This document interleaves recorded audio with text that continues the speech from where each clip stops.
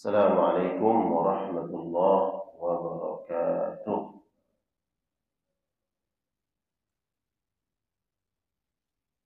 Alhamdulillah, alladzi bi ni'matihi tatimmus shalihat. Asyhadu an la ilaha illallah wahdahu la syarika lah. Wa asyhadu anna Muhammadan 'abduhu wa rasuluh. Allahumma salli wa sallim wa barik wa karrim wa an'am ala nabiyyina wa rasulina wa imamina wa qudwatina sayyidina maulana Muhammad wa ala alihi wa ashabihi wa man tabi'ahu ila yaumiddin. Amma ba'du. Faqad qala Allah ta'ala fi muhkami tanzilihi wa huwa asdaqul qailin. A'udzu billahi minasyaitonir rajim. Qalu subhanaka la ilma lana illa ma 'allamtana innaka antal alimul hakim. Allahumma 'allimna ma yanfa'una wanfa'na bima 'allamtana wa zidna 'ilma wa aslih lana syu'unana kullaha wa la takilna ila anfusina tarfata 'ain. Amin ya Allah ya rabbal alamin. Alhamdulillah wa syukurillah. Kita bersyukur kepada Allah Subhanahu wa taala. Pagi hari ini kita masih dalam keadaan sehat walafiat, dimudahkan oleh Allah Subhanahu wa taala melaksanakan salah satu kewajiban kita kepada Allah, melaksanakan rukun, salah satu daripada rukun Islam, salat secara berjamaah. Semoga ibadah yang kita lakukan senantiasa Allah terima, Allah letakkan pada timbangan kebaikan kita sebagai bekal utama, bekal istimewa kembali kepada Allah Subhanahu wa taala. Salawat salam kita sampaikan kepada Rasul yang mulia, kepada keluarga dan seluruh sahabat-sahabatnya. Salawat salam yang kita sampaikan kepada beliau sebagai hujjah, sebagai bukti kecintaan kita kepada Rasul sallallahu alaihi wasallam. Yang mana kemudian kecintaan ini tidak hanya sebatas membaca selawat, tapi juga kemudian mengikuti daripada sunnah-sunnah Rasulullah sallallahu alaihi wasallam. Jemaah sekalian Allah muliakan, insyaallah kita akan melanjutkan mentadabburi surat Al-Baqarah. Pagi hari ini kita akan mentadabburi ayat ke-30 dalam surat Al-Baqarah. Semoga apa yang kita tadabburi ini, apa yang kita sampaikan sesuai dengan kehendak dan keinginan dan maksud daripada Allah Subhanahu wa taala. Dan kita minta ampun kepada Allah atas kekurangan, kekhilafan dan keterbatasan ilmu yang kita miliki. Baik, Allah Subhanahu wa taala berfirman pada ayat ke-30 di dalam surat Al-Baqarah, A'udzu billahi minasyaitonir rajim. Wa idz qala rabbuka lil malaikati inni ja'ilun fil ardi khalifah. Qalu ataj'alu fiha man yufsidu fiha wa yasfiku ad-dima' wa nahnu nusabbihu bihamdika wa nuqaddisu lak. Qala inni a'lamu ma la ta'lamun. Yang artinya wa idz qala rabbuk, dan ingatlah ketika Tuhanmu telah menyampaikan, telah bersabda, berfirman lil malaikati, kepada seluruh malaikat. Inni ja'ilun fil ardi khalifah. Sesungguhnya aku akan menjadikan di atas muka bumi itu seorang khalifah, orang pengganti, penerus. Qalu, malaikat kemudian berkata, ataj'alu fiha, ya Allah, apakah engkau akan menjadikan di atas muka bumi itu may yufsidu fiha, orang yang akan membuat kerusakan di atasnya, wa yasfikud dima, dan melakukan pertumpahan darah. Wa nahnu, sedangkan kami, nusabbihu bihamdik, senantiasa bertasbih, mensucikanmu dengan memujimu. Wa nuqaddisu lak, dan mensucikan engkau ya Allah.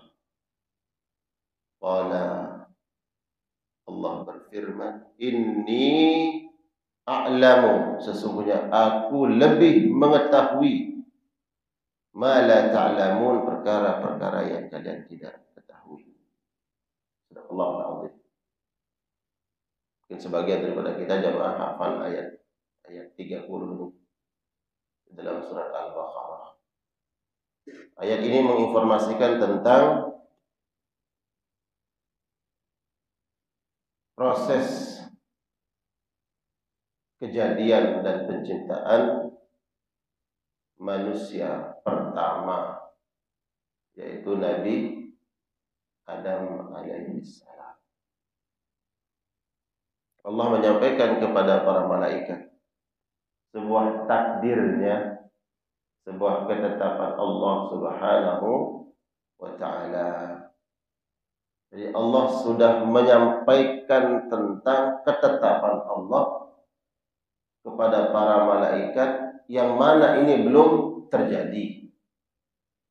Allah menyampaikan tentang nanti Nabi Adam alaihissalam akan menghuni planet bumi ini, sedangkan Nabi Adamnya sudah ada apa belum? Sudah ada? Belum. Nabi Adam belum ada. Tapi Allah sudah menyebutkan tentang takdirnya yang akan terjadi, ketetapan Allah, bahwa nanti yang akan menjadi penghuni bumi ini adalah Adam dan seluruh anak keturunannya. Adam belum ada, dan dia nanti tinggal di surga. Tentang takdir,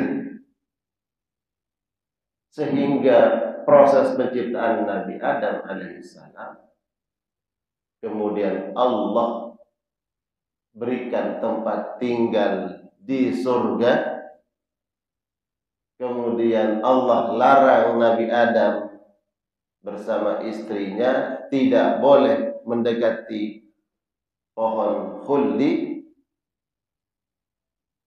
larangan-larangan Allah, dan Allah tempatkan Nabi Adam alaihissalam di surga, yang kemudian nanti akan terusir dari surga. Itu sudah sebagai takdir daripada Allah Subhanahu wa ta'ala. Planningnya Allah tuh begitu, sampai nanti dia ada di atas muka bumi. Jadi prosesnya itu takdir. Lalu kenapa harus Allah memakai larangan dulu? Adam, kau jangan sentuh, kau jangan dekati yang namanya pohon khuldi. Kalau enggak, kamu akan terusir. Lalu kenapa Allah harus pakai semua itu? Kalau memang pada endingnya juga memang takdir Allah sudah akan di bumi. Nah, ini nanti kita bicara tentang takdir. Ya. Yang mana takdir itu tidak ada yang tahu kecuali hanya Allah Subhanahu wa ta'ala. Takdir yang Allah sudah tentukan, dan hikmah Di balik semua takdir itu tidak ada yang tahu kecuali Allah. Bahkan malaikat pun nggak ada yang tahu. Apa hikmahnya harus pakai proses diciptakan tinggal di surga, kemudian dia ada istrinya, setelah itu ada larangan. Toh juga larangannya Allah sudah tahu bahwa nanti Nabi Adam juga akan mendekati itu, melakukan larangan yang Allah larang, kemudian sebagai penyebab berlakunya takdir tadi yang malaikat Nabi Adam akhirnya sampai ke atas muka bumi. Baik, sekarang kita tadabburi. Wa idz qala rabbuk, ketika Allah telah memproklamirkan kepada seluruh malaikat, inni ja'ilun, aku akan menjadikan fil ardi, di atas muka bumi, khalifah. Khalifah itu artinya penerus atau pengganti. Jadi kalau kita kembali kepada makna daripada kalimat khalifah, maknanya adalah pengganti. Sebagaimana Abu Bakar pengganti Nabi disebut dengan khalifah. Khalifah itu pengganti. Abu Bakar khalifah, pengganti, penerus daripada Nabi Muhammad sallallahu alaihi wasallam. Berarti kalau Nabi Adam sosok penerus, pengganti, berarti ada yang diganti kan? Gak mungkin dikatakan seorang pengganti kalau nggak ada yang diganti. Lalu muncul pertanyaan, siapa yang digantikan di atas muka bumi ini? Kalau Adam sebagai penerus, sebagai pengganti, lalu siapa yang digantikan? Berarti ada makhluk lain yang Allah sudah ciptakan sebagai pemakmur yang menempati bumi. Berlaku kehendak Allah, takdir Allah, yang menempati, yang berada di bumi ini harus diganti. Penggantinya siapa? Nabi Adam. Nah, yang digantikan ini siapa? Apakah spesies yang sama gitu manusia atau yang lain? Nah, disebutkan oleh para ulama bahwa yang diganti ini adalah makhluk bangsa jin. Jadi bangsa jinlah yang terlebih dahulu menempati planet bumi ini, yang mana kemudian bangsa jin melakukan kerusakan satu kelompok dengan kelompok yang lainnya. Mereka berkabilah-kabilah, berkelompok-kelompok, bersuku-suku, satu suku, satu kelompok dengan yang lainnya saling melakukan pertumpahan darah. Dari mana kita dapat ketahui? Ya ini ungkapan malaikat yang mengatakan, qalu ataj'alu fiha may yufsidu fiha. Ya Allah, apakah engkau akan menjadikan lagi pengganti bangsa jin yang nanti juga mereka akan melakukan apa yang telah berlaku, telah terjadi, perbuatan yang dilakukan oleh bangsa jin. Jadi ini kaul pertama bahwa bangsa jin terlebih dahulu menempati alam bumi ini. Mereka kemudian melakukan pertumpahan darah sehingga Allah ganti mereka. Mungkin pernah saya singgung di majelis ini, diperintahkan malaikat untuk turun ke bumi menghukum para jin yang melakukan kerusakan. Mereka dibunuh oleh malaikat perintah Allah Subhanahu wa taala. Kemudian ada sebagiannya yang tunggang langgang pergi meninggalkan planet bumi, ada yang mereka ke lautan. Walaupun laut kan ada di bumi, tapi mereka tidak tinggal lagi di daratan. Mereka kemudian pergi ke laut. Mereka dihabiskan atas perintah Allah. Sebagian ada yang selamat, kemudian ada anak jin yang diselamatkan oleh malaikat, dibawa ke alam malakut, yaitu nanti jadi iblis. Itu panjang ceritanya. Masih kecil diselamatkan oleh malaikat, dibawa ke alam malakut, alam malaikat, disimpan di situ atas izin Allah. Dia hidup dengan para malaikat, menjadi hamba yang saleh, yang taat, tapi nanti kemudian membangkang. Habis bangsa jin di muka bumi, barulah kemudian Allah tetapkan ini. Ini pendapat yang pertama.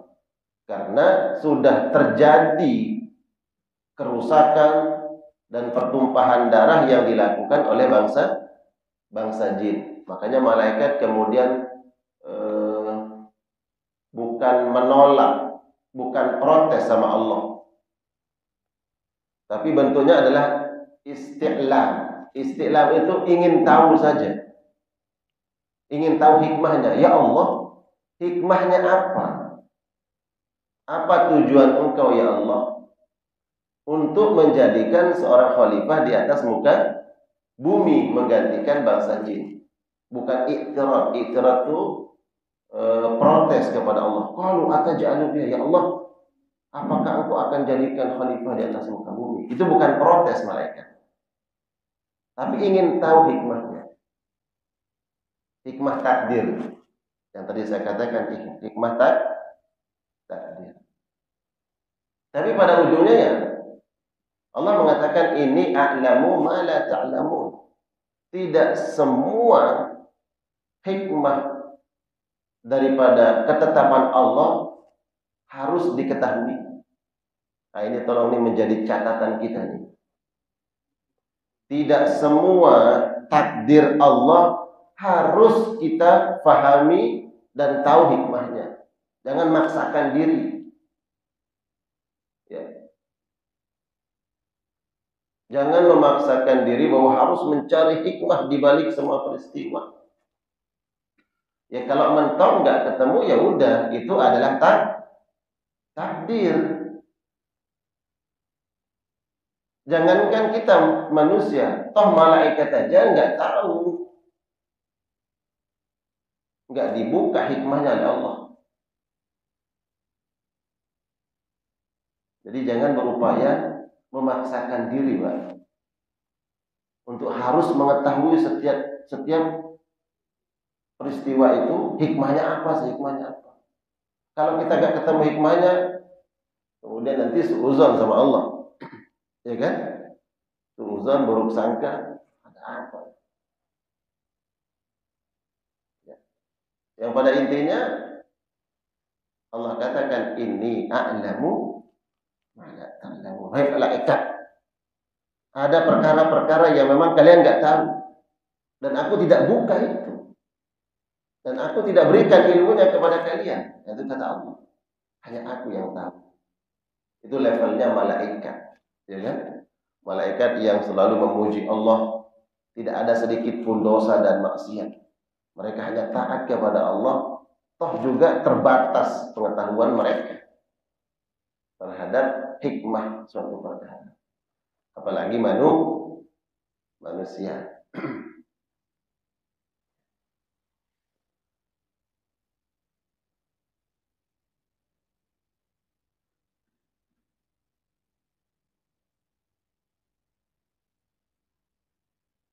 Qalu ataj'alu fiha may yufsidu fiha. Ya Allah, apakah engkau akan menjadikan seorang khalifah di atas muka bumi may yufsidu, kemudian nanti akan membuat kerusakan di atas muka bumi, wa yasfikud dima, dan menumpahkan darah.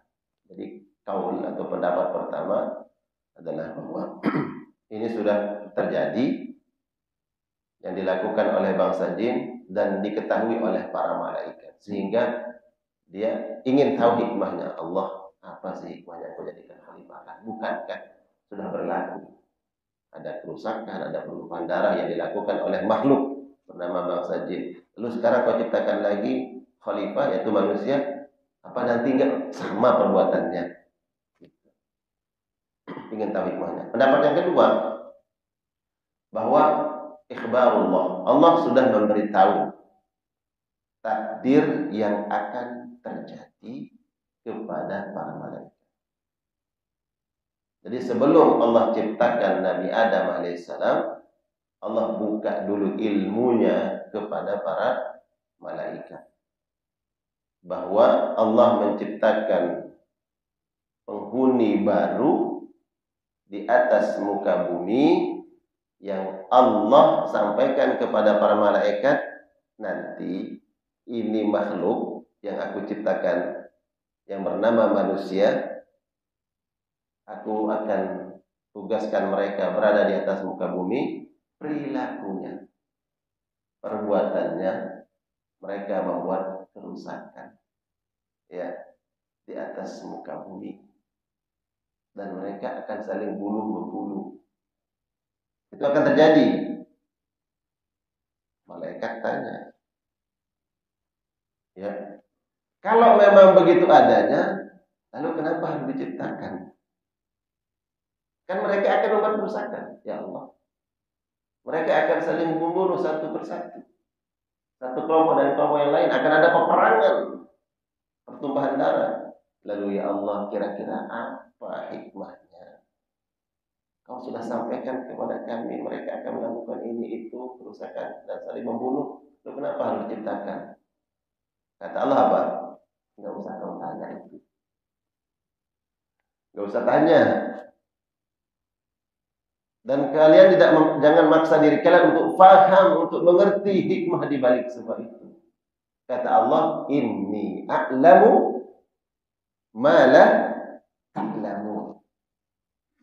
Ya mungkin kita juga akan bertanya-tanya, ya kan?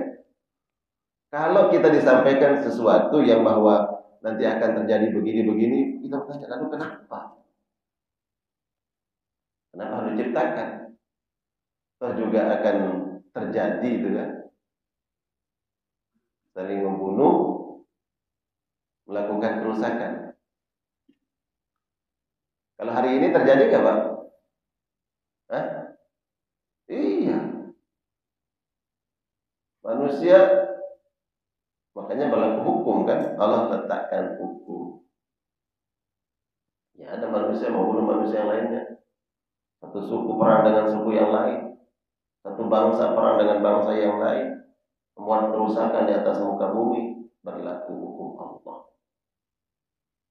Inilah takdir Allah Subhanahu wa taala. Jangan memaksakan diri untuk faham apa hikmahnya. Apa hikmahnya ya? Sampai puyeng gitu. Puyeng, ada orang yang gila mencari hikmah sesuatu itu gak ketemu, hanya dia gila. Enggak usah. Jangankan manusia, malaikat aja Allah katakan, jangan paksakan diri kalian. Hanya aku yang tahu, kata Allah. Lalu bertanya juga, nanti kenapa harus ada neraka Pak? Kenapa gak surga aja deh? Biar semua makhluk masuk surga kan mendapatkan nikmat semuanya. Harus ada neraka.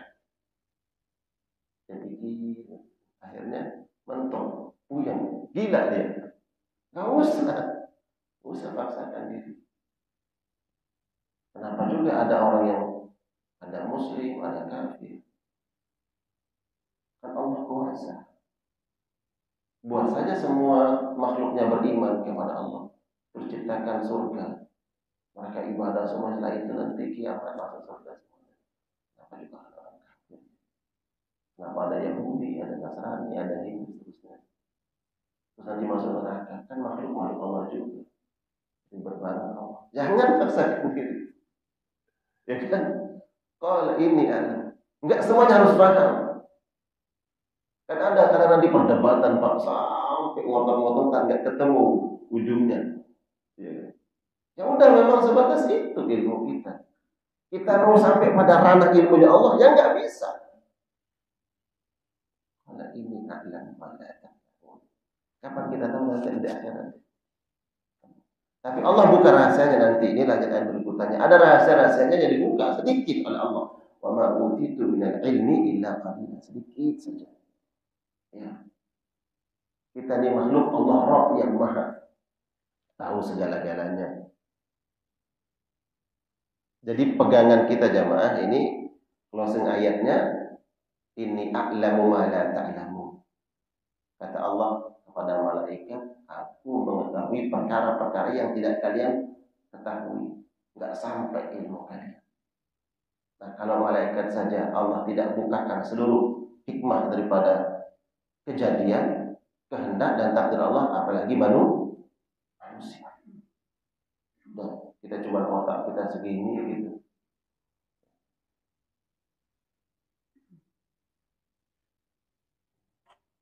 Wa nahnu nusabbihu bihamdika wa nuqaddisu lak. Sedangkan kami, kata para malaikat, tasbih dan takdis. Nusabbihu tasbih, mensucikan engkau. Dengan subhanallah, itu tasbih. Kami mensucikanmu ya Allah dengan memujimu. Wa nuqaddisu lak, dan mensucikanmu. Ada takdis, ada tasbih. Tasbih itu adalah mensucikan Allah Subhanahu wa ta'ala dari perkara yang tidak layak bagi Allah.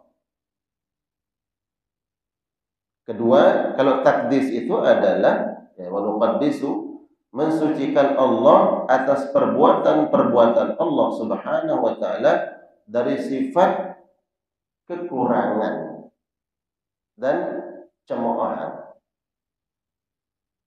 Jadi tasbih itu malaikat mengatakan, kami ini mensucikanmu ya Allah. Maknanya bahwa malaikat mensucikan Allah, tidak mungkin Allah menetapkan perkara yang la yang bagi. Kayaknya cuma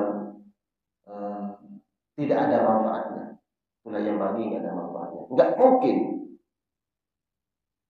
Nggak mungkin Allah mentakdirkan sesuatu yang nggak ada hikmahnya.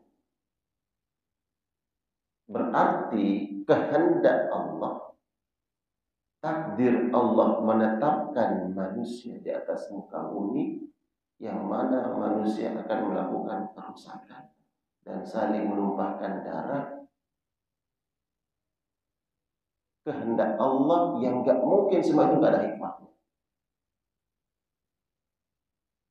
Makanya malaikat mengatakan, nusabbihu, kami memujimu ya Allah. Itu bahwa gak mungkin Allah menetapkan sesuatu yang la yang bagi, yang tidak layak. Yang kedua, nuqaddis itu adalah sesuatu yang sudah ditetapkan oleh Allah, pasti sempurna hikmahnya. Coba kasih contoh, Pak. Kalau Bapak bangun rumah.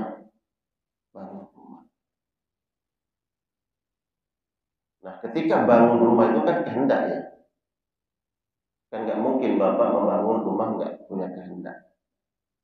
Apakah rumah itu tiba-tiba ada? Pasti ada kehendak, keinginan daripada yang membangun. Nah, ketika membangun rumah itu karena ada tujuannya, ingin ditempati. Bapak ingin pindah dari tempat yang satu ke tempat yang baru, atau Bapak ingin punya rumah yang dulunya masih belum punya, umpamanya punya rumah baru, dibangun rumah. Itulah tujuannya. Gak mungkin bangun rumah itu kemudian setelah itu gak diapa-apain. Ngapain bangun rumah? Enggak, saya senang doang bangun rumah. Yang nampaknya siapa? Enggak tahu. Saya bangun doang. Enggak mungkin. Kalau ada manusia seperti itu kan berarti melakukan perbuatan yang sia-sia. Nah, enggak mungkin kesia-siaan itu berlaku kepada Allah. Kedua, ketika membangun rumah itu, Bapak ingin tempati. Pastilah dibangun dengan sesuai dengan apa? Standar keselamatan, konstruksinya, fondasinya itu, kemudian bangunannya, materialnya, besinya, seterusnya kan ada hitung-hitungannya. Nggak mungkin dibangun seadanya tanpa fondasi, kemudian nanti Bapak tempatin sama keluarga, ya ambruk, mengancam keselamatan, nggak mungkin. Pasti sudah diukur. Itulah wa nuqaddisu. Enggak mungkin Allah menciptakan itu kemudian Ya sekehendaknya Allah, ya semaunya Allah, yang tanpa ada perhitungan.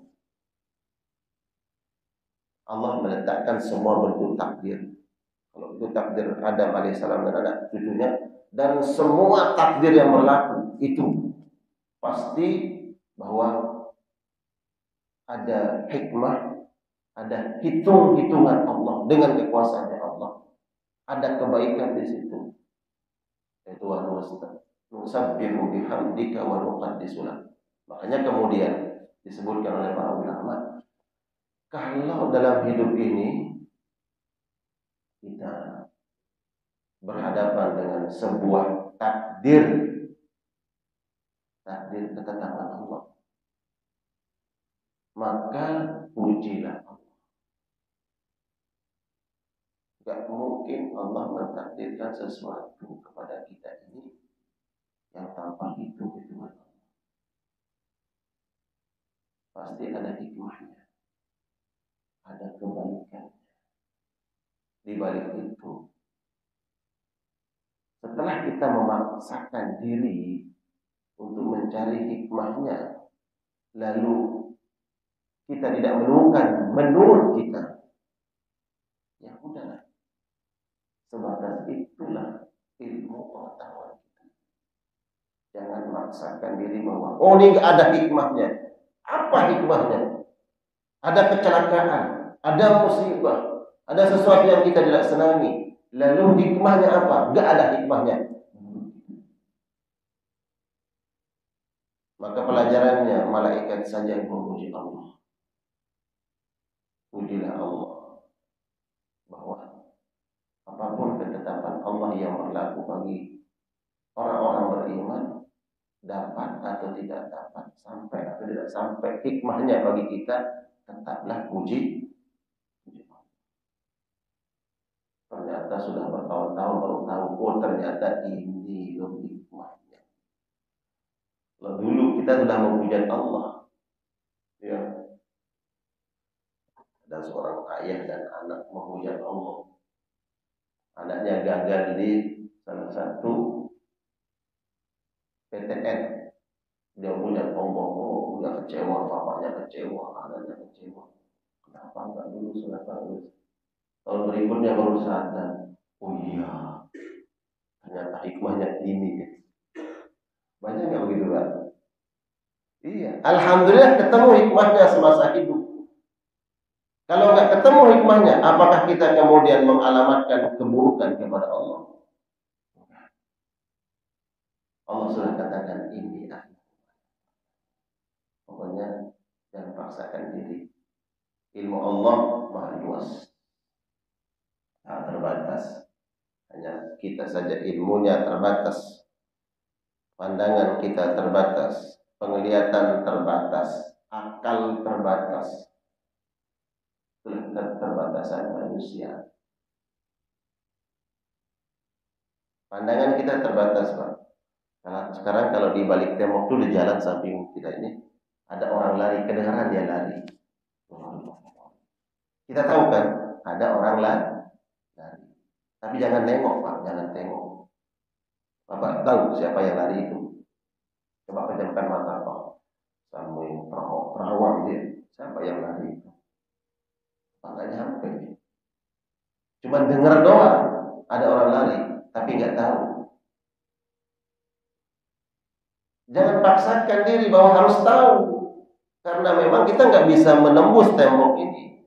Lihat ke sana nggak bisa. Pandangan terbatas.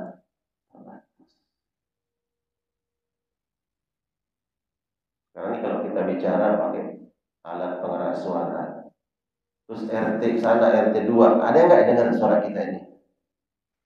Enggak. Karena memang suara ini terjangkau hanya beberapa meter. Ada batas jaraknya. Ada orang yang bicara di jauh sana, kita nggak dengar karena memang keterbatasan kita. Oh, nggak ada suara-suara, nggak ada yang bangun pagi ini, nggak ada orang beraktivitas. Bukan nggak ada beraktivitas, kita yang nggak dengar. Oh, banyak orang di luar sana. Nah, begitu juga dengan akal, Pak. Kalau pendengaran, penglihatan terbatas, maka akal juga terbatas. Akal kita nanti nggak nyampe menjangkau semua hikmah daripada takdir yang ditetapkan oleh Allah Subhanahu wa taala.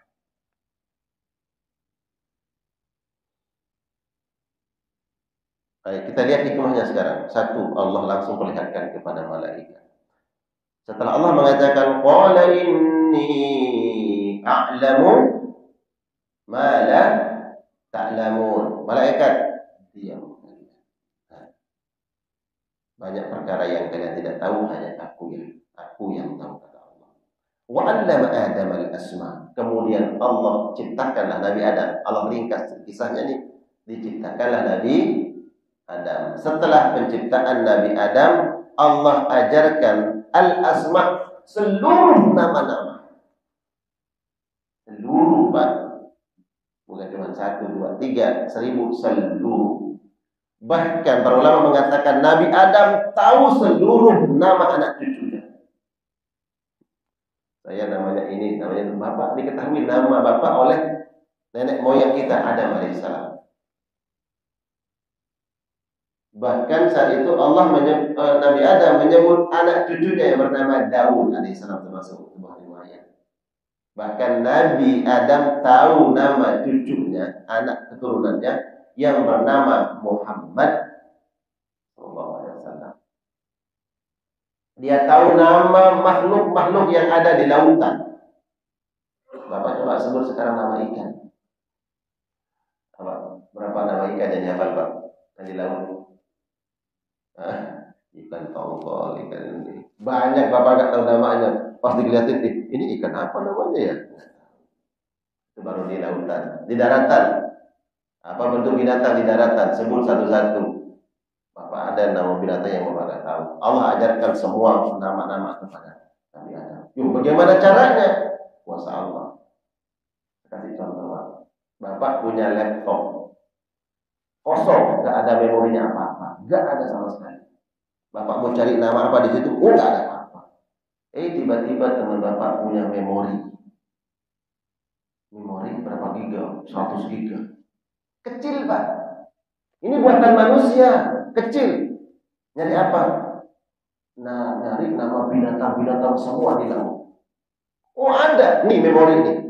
Ini memori menyimpan jutaan nama binatang di laut. Cuma kecil tuh memori. Masukkan ke laptop Bapak, cari nama ikan laut. Ketemu. Seluruh nama-nama. Sekarang untuk mencari itu gampang, Pak. Allah berikan ilmu kepada manusia. Menciptakan alat yang kecil. Cari kosakata satu ketemu, Pak. Jutaan kosakata. Ada nggak alat gitu, Pak? Bapak kan orang melek teknologi. Itu baru penemuan manusia. Bagaimana dengan Allah yang Maha Kuasa? Cukup Allah kasih memori kepada Adam, dan kuasanya Allah. Dan Allah sebut nama binatang yang kayak begini di lautan. Kamu tahu namanya? Malaikat coba sebut apa ini? Kata malaikat, nggak ngerti ya Allah. Nah, coba lihat. Wa 'allama Adam al-asma'a kullaha, tsumma 'aradahum 'ala al-malaikah, fa qala anbi'uni bi asma'i haula'i in kuntum shadiqin. Wahai malaikat, coba kamu tahu nggak nama binatangnya ini? Nggak tahu ya Allah. Kamu tahu nama pohon yang ini? Nggak tahu ya Allah. Kami hanya tahu ilmu yang telah Engkau ajarkan kepada kami. Terus malaikat berkata kan, qalu subhanaka la ilma lana illa ma 'allamtana innaka antal alimul hakim. Qala ya Adam. Kalau begitu Adam sebut. Allah tunjukkan. Malaikat. Allah mulai demonstrasi kekuasaannya di alam malakut. Ya, demonstrasi kuasanya Allah. Allah perlihatkan kepada malaikat. Malaikat. Yang satu malaikat aja subhanallah kuasanya, perkasanya. Allah perlihatkan benda. Malaikat, kamu tahu namanya ini? Enggak tahu ya Allah. Baik, kamu udah tahu, enggak tahu. Dam, sebut. Apa namanya ini? Disebut Nabi Adam. Ini namanya Allah. Tuh. Kamu tadi protes, bilang kenapa harus menciptakan makhluk nama khalifah? Ini salah satu hikmahnya. Itu binatang laut, dikasih lagi malaikat tahu namanya ini, nggak tahu ya Allah. Engkau tidak pernah ajarkan kepada kami dan sebut ada binatang-binatang di laut, binatang-binatang yang di bumi. Ya, secanggih-canggihnya Bapak, sepintar-pintarnya Bapak nggak sepintar kami ada. Nabi Adam tahu nggak rambutan? Tahu. Jenis rambutan tahu nggak? Tahu. Ya kan? Melon. Ada berapa jenis melon, Pak? Hah? Adam tahu. Dari mana? Allah yang sudah mendesain Nabi Adam alaihissalam. Contohnya tadi itu. Cukup. Allah masukkan ilmu kepada Nabi Adam. Ya. Adam tahu semua ilmu. Semua nama. Malaikat mengatakan qalu subhanaka la ilma lana illa ma 'allamtana innaka antal alimul hakim. Qala ya Adam anbi'hum bi asma'ihim. Falamma anba'hum bi asma'ihim qala ya alam aqul lakum inni a'lamu ghaibas samawati wal ard wa a'lamu ma tubduna wa ma kuntum. Setelah Allah demonstrasi kekuasaannya di hadapan malaikat, memperlihatkan baru satu poin hikmah yang Allah perlihatkan kepada malaikat yang tadinya malaikat ingin tahu hikmah itu, bukan protes.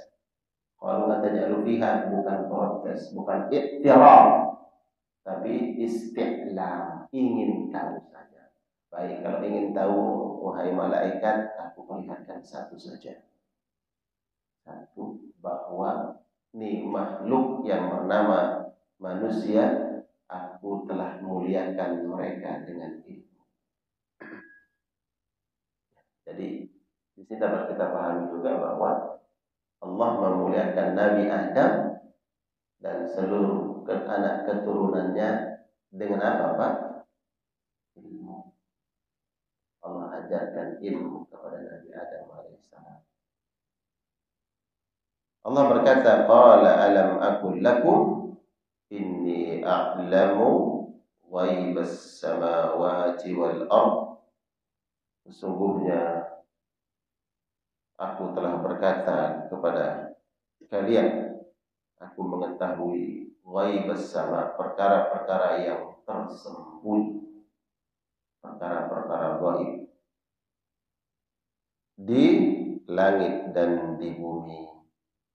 Wa a'lamu ma tubduna wa ma kuntum taktumun.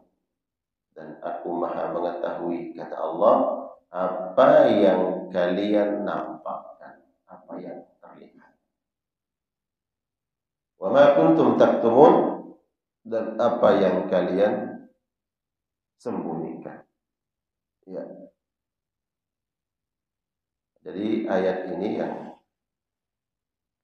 kita tadabburi mengisahkan tentang awal proses ketetapan Allah Subhanahu wa taala, takdir Allah bagi manusia. Allah menciptakan Adam alaihissalam. Kemudian Allah masukkan nanti pada ayat berikutnya di dalam surga. Setelah itu terusir sampai ke muka bumi dan berlaku takdir Allah Subhanahu wa taala. Anak cucu Adam sebagaimana yang Allah sudah takdirkan, mereka membuat kerusakan di atas muka bumi, bahkan saling membunuh satu sama lain. Tentunya di balik itu semua ada hikmah, ada rahasia,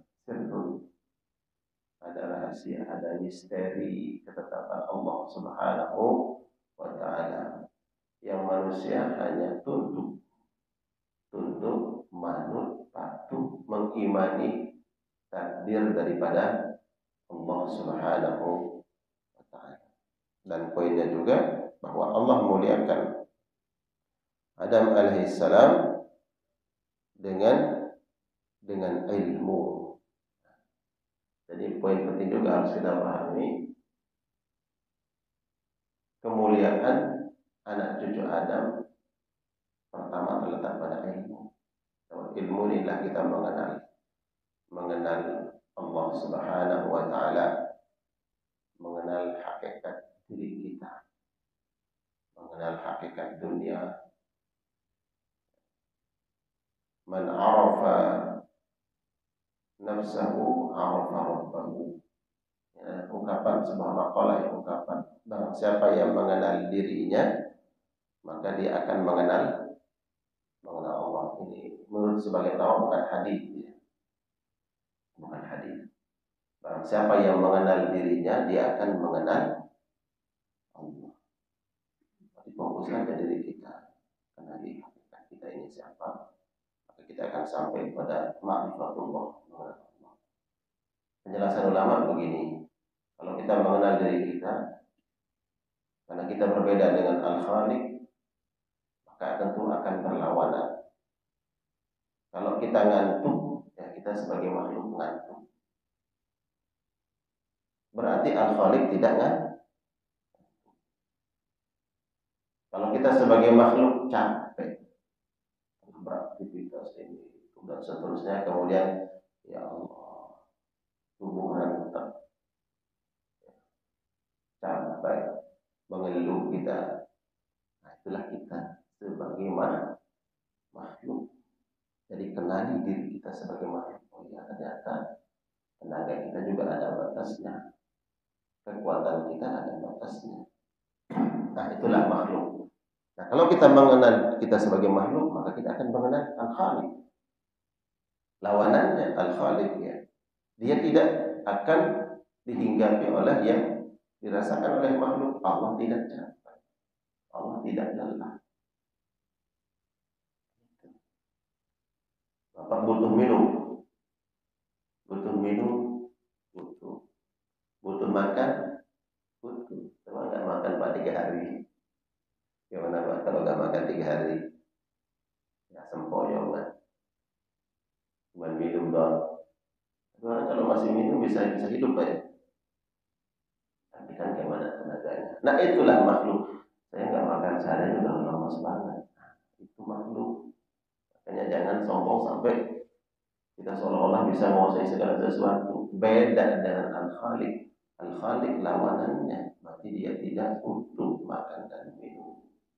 Begitu juga tidak butuh pasangan.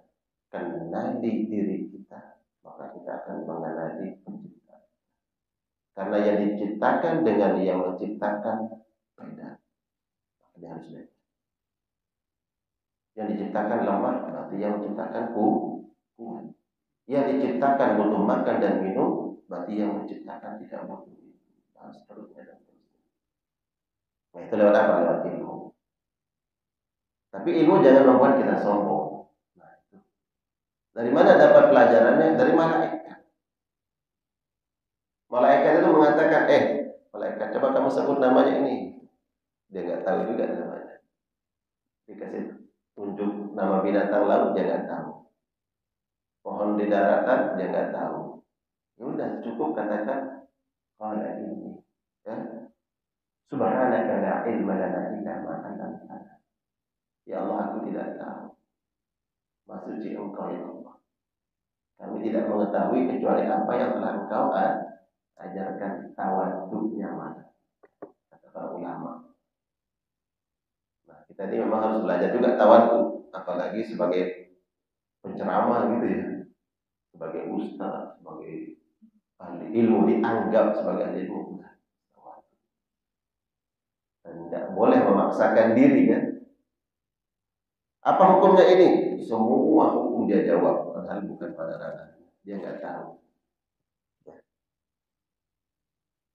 Malaikat tawadu, walaupun dia malaikat, tetap mengatakan ya Allah kami nggak tahu. Apa namanya ini Allah? Kamu soal aja. Bilang aja nggak tahu. Malaikat langsung bilang, ya udah nggak tahu ya Allah. Tapi jangan juga setiap ditanya jawabannya nggak tahu. Nah, punya apa ini? Nggak tahu. Apa punya ini? Nggak tahu. Semua pertanyaan nggak tahu, terus Bapak tahunya apa? Artinya bahwa ya kita sesuai dengan ilmu yang Allah berikan. Saya pernah ketemu dengan seseorang gitu ya, saya ngobrol, kayaknya dia tahu segala sesuatu, ya sampai saya sampai dengar. Jadi kayaknya dia semua yang tahu segala sesuatu. Ini dia ngobrolin tahu, dia tahu. Ini dia ngobrolin dia tahu semua, tahu. Dia explore semuanya. Ya, jadi seolah-olah dia tahu ilmu gaib juga, Pak. Ya, tawaduklah seperti malaikat. Gitu. Tapi ayat berikutnya nanti insya Allah kita akan tadabburi ayat 33, wa idh qulna lil malaikati isjudu li Adam. Ya, diperintahkan malaikat untuk sujud kepada Nabi Adam. Sujud ini sujud apa? Semua malaikat sujud yang membangkang iblis. Iblis ini apa bagian golongan malaikat? Hanya saja namanya iblis atau gimana? Insya Allah nanti kita bahas. Insya Allah pada pertemuan berikutnya. Amin. Ya Rabbal Alamin. Baik, kita sudah berupaya mentadabburi 30, 31, 32, 33. Semoga kita dapat ilmu wawasan tentang ayat-ayat Allah Subhanahu wa taala. Karena memang tentu salah satu kewajiban kita terhadap Al-Qur'an, Pak, selain membacanya, baca Al-Qur'an. Setelah kita baca di rumah, di masjid, di tempat ibadah, atau dimanapun, jangan lupa pahami artinya, per ayatnya. Coba baca. Nanti lengkapi rumah kita dengan Al-Quran terjemah. Setelah baca, secara umum aja paham dulu artinya. Nanti memperdalamnya itu bisa lewat belajar di majelis kajian, atau kita membeli kitab berikutnya, kitab tafsir terjemah. Itu menambah ilmu. Baca, pahami, coba tadabburi. Nah, mentadabburi ini siapapun boleh mentadabburi Al-Qur'anul Karim. Nanti Allah akan berikan ilmu dari sisi yang Allah kehendaki, mungkin lewat bahasanya. Mendapatkan tadabbur, oh ini mungkin salah satu hikmahnya. Dan Allah juga perintahkan kepada orang-orang kafir juga untuk mentadabburi Al-Qur'an. Afala yatadabbaruna al-Qur'an am ala qulubin aqfaluha. Kenapa mereka tidak mentadabburi ayat-ayat Allah? Apakah karena hati mereka sudah terkunci? Nah, ayat ini kata para ulama yang perintah kepada siapa saja untuk tadabbur Al-Qur'an. Baca, tadabburi. Dan ini yang kita lakukan, semoga tentunya kita diberikan ilmu oleh Allah Subhanahu wa taala. Amin. Ya Rabbal Alamin. Baik. Kita cukupkan, mungkin ada yang ingin bertanya atau minta penjelasan yang lain sebelum sholat sunnah. Terbit 53. Sudah masuk ya? Sudah masuk ya. Ada yang bertanya? Kalau tidak, kita duduk. Izinkan satu ya, silakan. Assalamualaikum.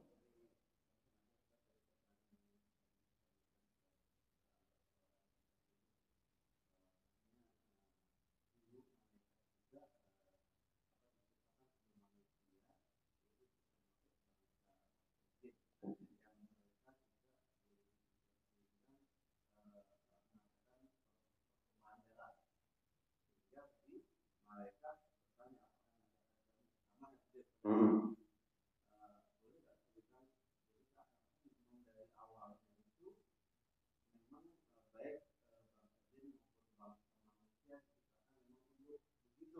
Ya.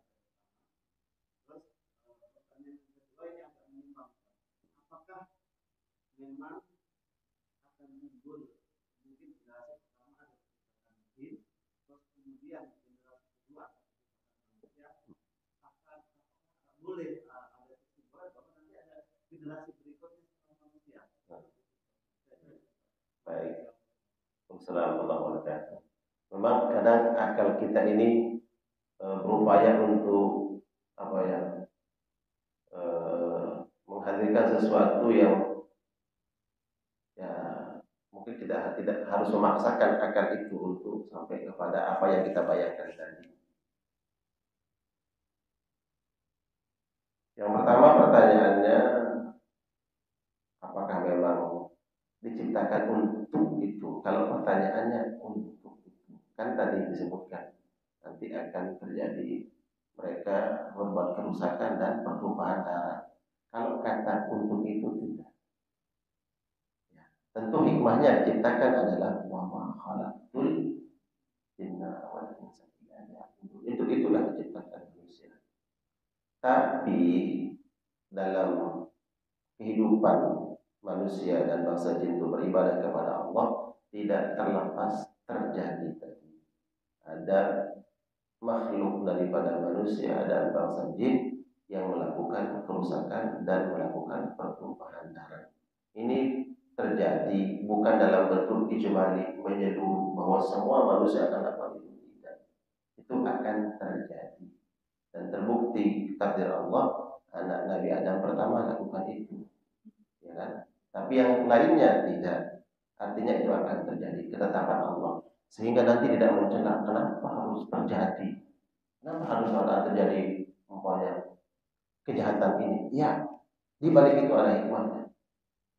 Ya, manusia kemudian paham hukum, manusia menciptakan hukum. Ya, banyak hikmahnya. Kalaupun kita tidak menemukan semuanya, jangan paksakan, kan begitu tadi. Kemudian yang kedua, apakah nanti akan ada spesies lain lagi, makhluk lain setelah manusia? Apakah mungkin itu? Kita dapat jawabannya dalam Al-Quran Al-Karim, bahwa setelah manusia ini Allah akan hancurkan. Nabi menjelaskan manusia ini akan nanti melewati fase-fase. Bahkan umat Nabi Muhammad fase pertamanya nubuwah, ya kan? Kemudian al-khilafah ala manhajin nubuwah. Kemudian mulkan adhan, ya, raja-raja yang menggigit. Maksudnya raja masih menggunakan hukum Allah tapi banyak yang zalim. Itu fasenya lewat. Kemudian fase yang keempat adalah mulkan jabariyah. Nanti umat Nabi ini akan babak belur. Ya. Jadi dimainkan oleh bangsa-bangsa yang lain, dan itu takdir Allah. Lagi-lagi jangan tanya harus kenapa. Ya, ini memang ketetapan Allah, kata Nabi.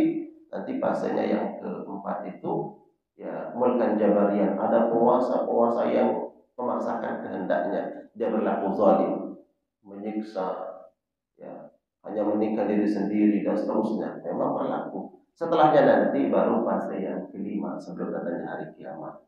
Itu akan kembali kepada masa yang pertama. Jadi dibuatlah Nabi. Setelah itu tidak berlama-lama terjadi hari kiamat. Selesai dunia, setelah itu manusia akan nanti dibangkitkan. Pertanyaannya, apakah ada nanti berikutnya makhluk yang lain? Dari hadis itu tidak ada. Tapi kalau Allah berkehendak lain kita tidak tahu kan. Tapi imanilah hadis Nabi Sallallahu Alaihi Wasallam. Kita tidak berani berkreasi lagi. Pokoknya nanti kayaknya ada lagi makhluk. Kayak gimana? Allahu a'lam. Gitu ya. Baik, kita cukupkan. Subhanallah wa bihamdika asyhadu an la ilaha illa anta astaghfiruka wa atubu ilaik. Wassallallahu ala nabiyyina Muhammad wa ala alihi wa ashabihi wa sallam. Wassalamualaikum warahmatullahi wabarakatuh.